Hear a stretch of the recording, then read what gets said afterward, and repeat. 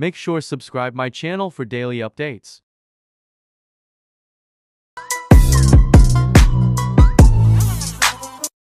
The test is in 4-part, Part 1, Part 2, Part 3, and Part 4. Now look at Part 1. Part 1. You will hear a telephone conversation about a car insurance claim. You have 30 seconds to look at questions 1 to 5.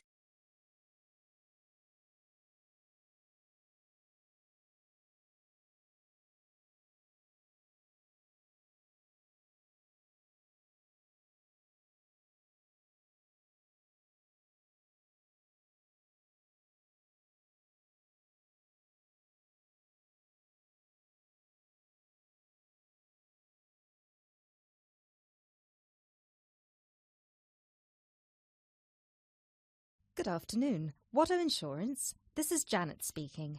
How may I help you? Yes, hello. I would like to make a claim on my car insurance, please. Certainly, sir. First of all, I'd like to inform you that all of our calls are recorded for monitoring and training purposes. Is that okay? That's okay. Could you please tell me your full name? Sure, it's Mr. Bennett Fisher. Okay, sorry, how do you spell your surname? It's spelled Fischer. Great, thank you. I see that you have taken out a third-party fire and theft premium with us on a 2013 light blue Volkswagen Passat. Is that okay? Yes, well, almost. The colour is not light blue, it's light green. Okay, thank you for updating your information with us. What is the nature of your claim with us today? Last weekend, I had driven up to York on business and left my car in a monitored car park. However, it was only monitored until 8 p.m, and I did not return to collect it until 9:30 p.m, after which no car park staff were present. When I arrived at the car park, my car wasn't there. It must have been stolen. I see.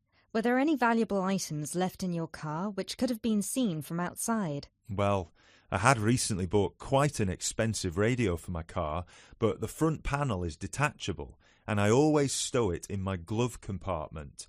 So, no, there wouldn't have been anything valuable on display. Okay, Mr. Fisher. Thank you for that information. I'm going to send you some forms through the mail for you to fill in. Before I can do that, I need to ask you a couple more questions. Is that okay? Of course.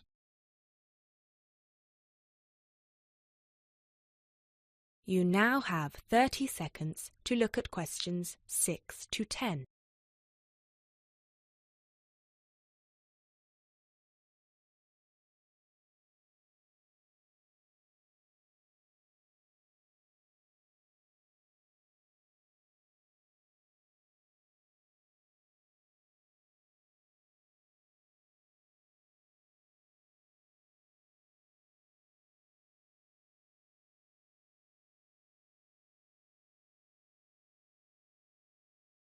Thanks, Mr. Fisher.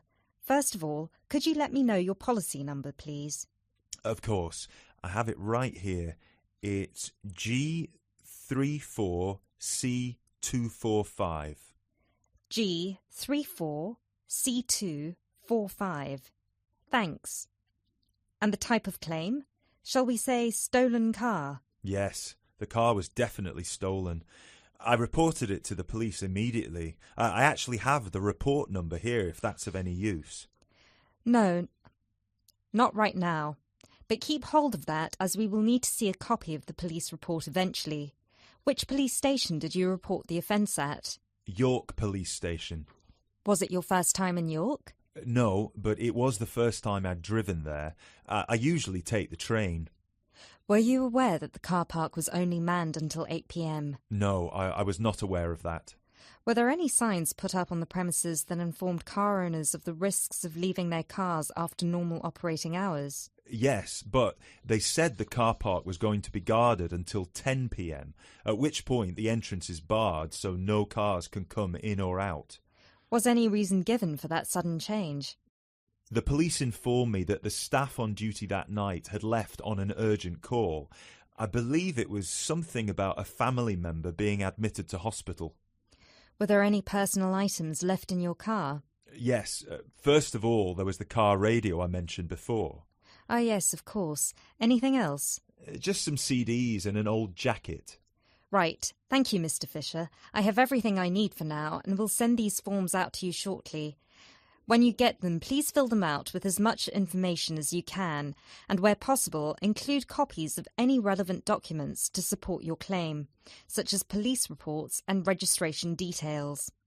Once you have returned that to us, we can then start to assess whether you will be eligible to receive compensation.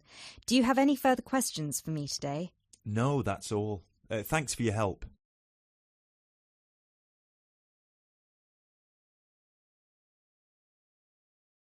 That is the end of part 1. You now have half a minute to check your answers.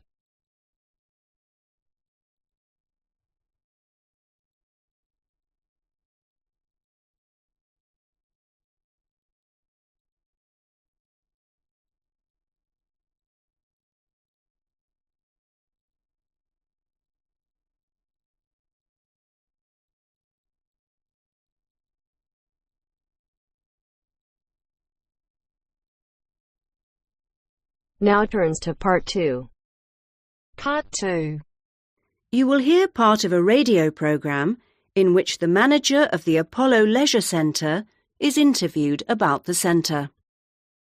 First, you have some time to look at questions 11 to 16.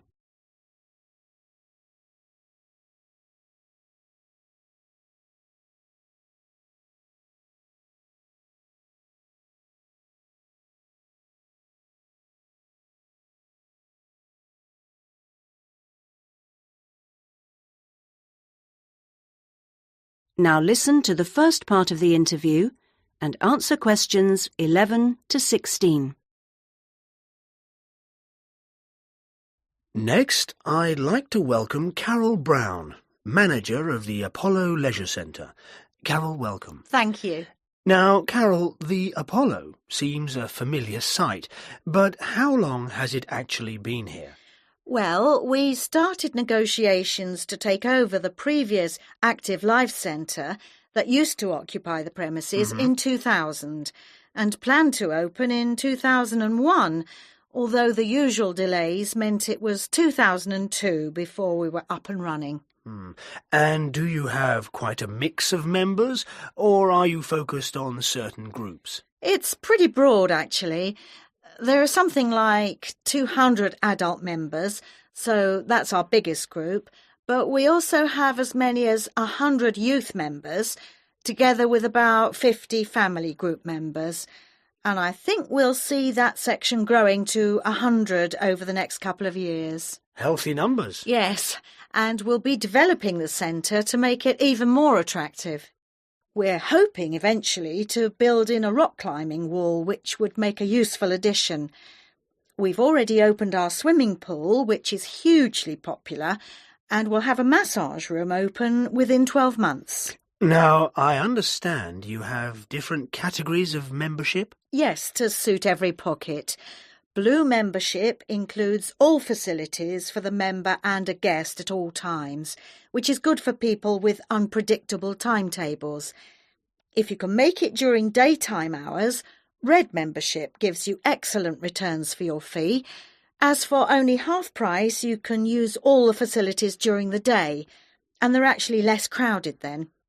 Green membership is designed for people who are only able to come infrequently, and so, of course, costs less. And there are chances to socialise? Oh, certainly. Our cafe is very popular and is a nice place to wind down and chat after working out or whatever. In fact, while it used to shut at 8, we've extended that to 9 now, with last orders taken at 8:30. It serves a whole range of food and drink. So if someone wants to join, what do they do? Come and see us. We'll give you all the details. The induction process takes about an hour and a quarter, which includes 3/4 of an hour on average with a personal trainer, and something like half an hour being shown round the different facilities. So we'd be well looked after? Definitely. Now you have some time to look at questions 17 to 20.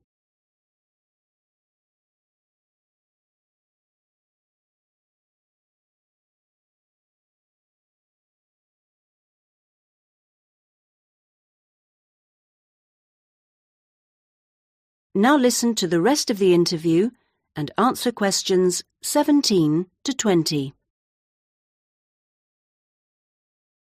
OK, now, Carol, can you give us some idea of what we could expect to get as members of Apollo? Sure. Well, let's take next Monday as an example. The early evening would begin with the programme of classes.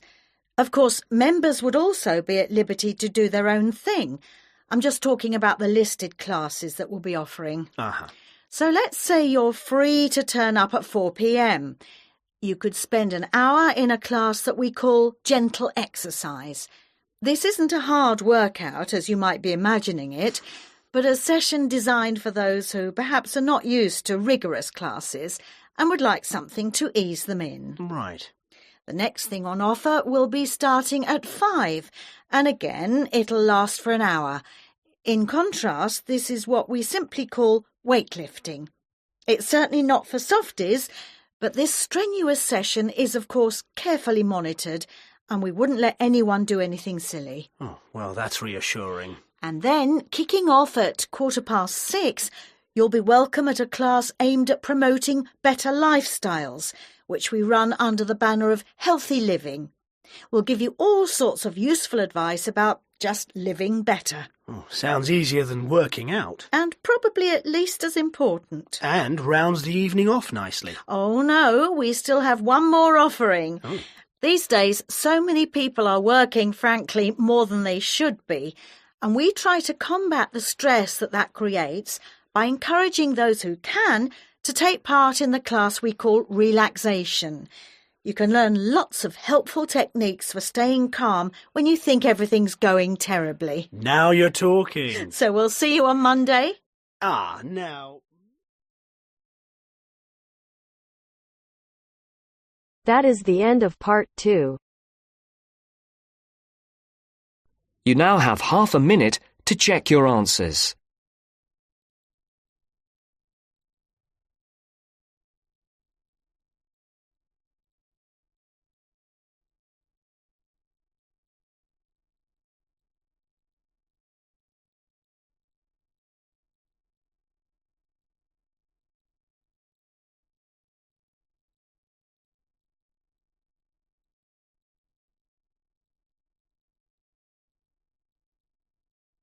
Now turns to part 3.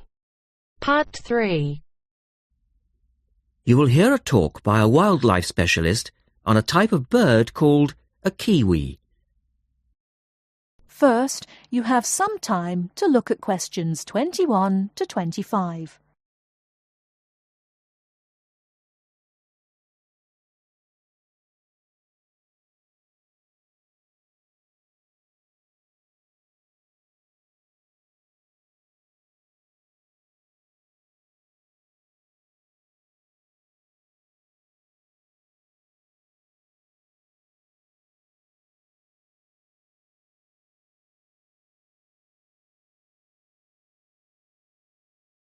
Now listen carefully and answer questions 21 to 25.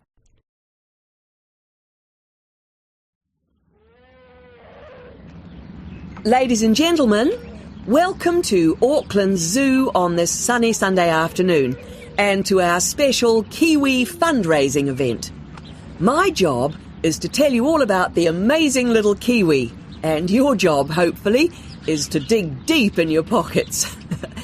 Now, for the benefit of our overseas visitors here today, I should explain first of all that the Kiwi is the national bird of New Zealand, and sometimes New Zealanders themselves are known as Kiwis. Now, while Kiwis in the wild are a rare sight, the Kiwi as a symbol is far more visible. Apart from being in toy stores and airport shops all over the world, you'll find them on our stamps and coins. The Kiwi is the smallest member of the genus Apteryx, which also includes ostriches and emu. It gets its name from its shrill call, which sounds very much like this. Kiwi! Kiwi! Kiwis live in forests or swamps and feed on insects, worms, snails and berries. It's a nocturnal bird with limited sight, and therefore it has to rely on its very keen sense of smell to find food and to sense danger. Its nostrils are actually right on the end of its long beak, which is 1/3 of the body length. Now, here's an interesting fact. Although kiwis have wings, they serve little purpose, because the kiwi is a flightless bird. Since white settlement of the islands, kiwi numbers have dropped from 12 million to less than 70,000. And our national bird is rapidly becoming an endangered species. This is because they're being threatened by what we call introduced animals. Animals which were brought to New Zealand, such as cats and ferrets, which eat kiwi eggs and their chicks.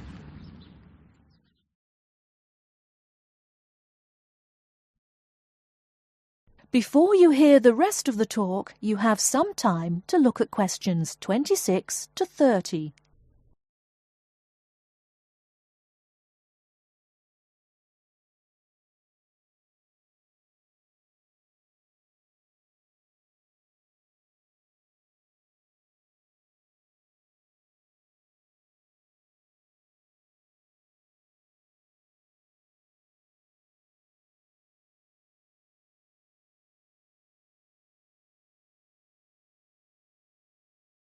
Now listen and answer questions 26 to 30. And so we have launched the Kiwi Recovery Programme in an all-out effort to save our national bird from extinction. There are 3 stages to this programme. Firstly, we have the scientific research stage. This involves research to find out more about what kiwis need to survive in the wild. Then secondly, we have the action stage. This is where we go into the field and actually put our knowledge to work. We call this putting science into practice. And then we come to the 3rd stage, the global education stage. By working with schools and groups like yourself, as well as through our award-winning Kiwi website, we are hoping to educate people about the plight of the kiwi.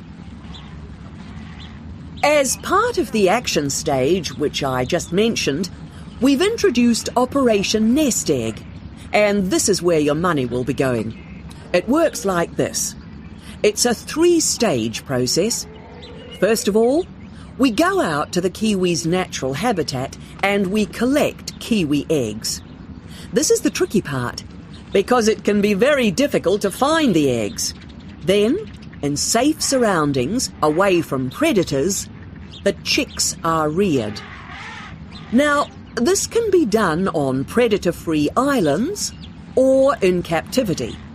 They're reared until they're about 9 months old, at which stage the chicks are returned to the wild. So far, it's proving successful. And since we started the program, some 34 chicks have been successfully raised this year, and their chances of survival have increased from 5 to 85%. However, it's not time to celebrate kiwi survival just yet. About 95% of kiwi chicks still don't make it to 6 months of age without protection, which is why Operation Nest Egg is so important. And we ask you to give generously today.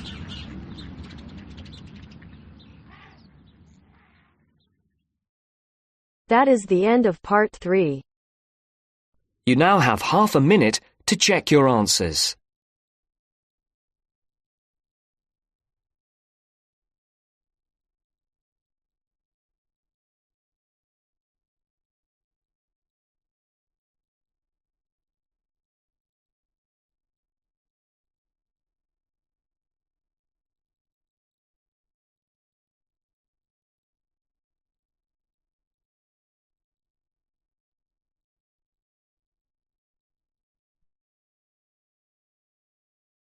Now turns to Part 4.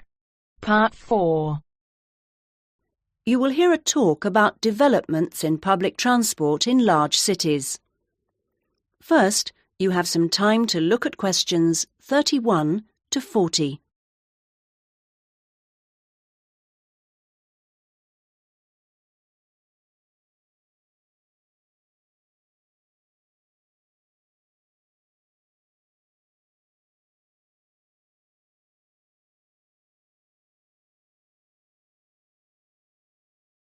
Now listen to the first part of the talk and answer questions 31 to 34. That big cities around the world are getting bigger is a clear trend. This situation is going to make the issue of transport increasingly important. Cities cannot work if their people and their visitors cannot move around. This means that public transport is vital to the success of cities. And yet, private car ownership is increasing all the time. Can these two facts be contained in the same reality? Isn't the car slowly but surely strangling the city? But we must acknowledge it does have genuine benefits. Having said that, the fact that car owners can escape to the mountains is of little relevance to the issue of daily city life, in which we need to do things like ferry heavy shopping and luggage around, something the car, of course, is invaluable for. But the so-called family car is rarely occupied by a family, just a single driver taking up a lot of road space. It's not only the car that clogs up our roads, of course. Trucks are heavy, noisy and smelly intruders. But it's hard to persuade companies to opt for rail freight rather than road. They argue that it is cheaper and more flexible, and trucks are undoubtedly able to go when you want, where you want. The cost claim is false, however. Truck companies don't hold themselves responsible for the environmental costs they incur, nor are they keen to calculate the time spent on repairs or delays. So, this is our first challenge, the sheer volume of traffic. If we compare 3 developed and urbanised countries, we can see interesting differences. The UK, for example, has just over 20 million cars, 1 for every 3 people approximately, and nearly 3 million buses and trucks. These figures sound very high, but in fact the Netherlands, although only a little over a quarter the population, has more vehicles per head of population. Meanwhile, Germany, bigger than both other countries put together, actually outstrips either in terms of vehicles per head of population. Now, there is no correlation between these figures and the percentages of journeys made on public transport. This means that the route to better public transport use is not abolishing the car, but rather making public transport better. Not surprisingly, where people can choose, they choose the thing they prefer, not the thing they don't. How do people judge public transport? Well, a major survey was carried out this year, indicating that there are many aspects, from clean interiors of buses to the proximity of routes to homes and workplaces. Fare prices is a complex issue and needs to be accounted with car costs. What people seem to find most frustrating is scheduling.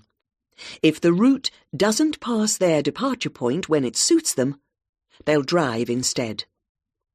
The issue of personal safety seems to have reduced in urgency with better lighting at stops and CCTV. Now, various measures are being taken in a number of major cities, all designed to increase the appeal of public transport and thus to persuade car users to leave their cars behind and free up the city's roads. Among these is bringing in smart cards. These are purchased in advance and mean passengers spend less time waiting to buy tickets and board buses and trains, particularly when switching across transport modes within the same journey. Another initiative is the use of computers in managing scheduling with greater efficiency.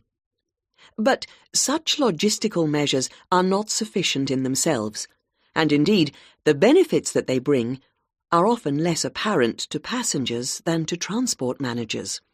From the passengers' point of view, the fact that buses are becoming more comfortable is significant, because it brings them more in line with the car. Delays and diversions are, of course, deeply irritating for passengers.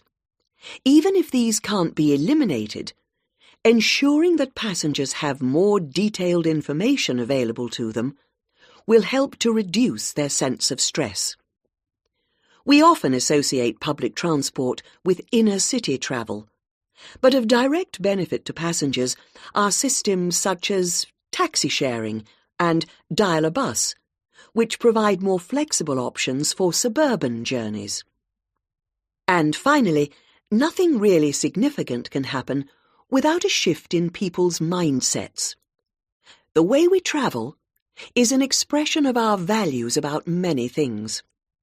Companies operating public transport are slowly but surely finding it possible to sell their services as a public-spirited alternative to the car, as awareness of environmental issues has increased radically in the last few years. Overall, then, this combination of steps and changes has a good chance of shifting the city out of the car and onto the bus and train. That is the end of part 4. You now have half a minute to check your answers.